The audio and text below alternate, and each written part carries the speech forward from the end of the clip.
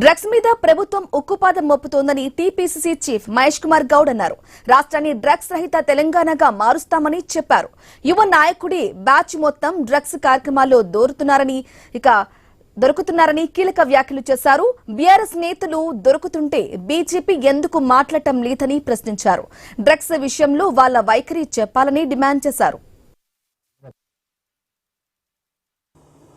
సాక్షాత్ కేటీఆర్ గారి farm house లోనే డ్రగ్స్ పట్టుకోవడం, వారి సొంత బామ్మర్ది డ్రగ్స్ తీసుకుని దొరికినటువంటి పరిస్థితి.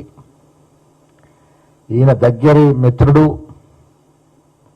కేదార్ అనే వ్యక్తి దుబాయ్లో అత్యధిక మోతాదులో కొకాయిన్, హెరాయిన్ సేవించి మృత్యువాట పడ్డ పరిస్థితి.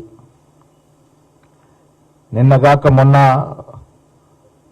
రోహిత్ ఫామ్ హౌస్ లో డ్రగ్స్ దొరికినట్టు పరిస్థితి.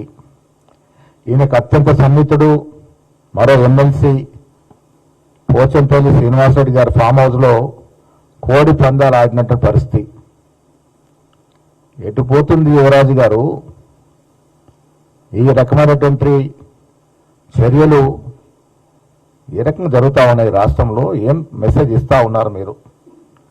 వీళ్ళు ఇలా పాల్గొంటా ఉంటే ఆశ్చర్యకరం, విచిత్ర పరిస్థితి ఏంటంటే ఇప్పటి వరకు బీజేపీ నాయకులు దీని మీద స్పందించకపోవడం.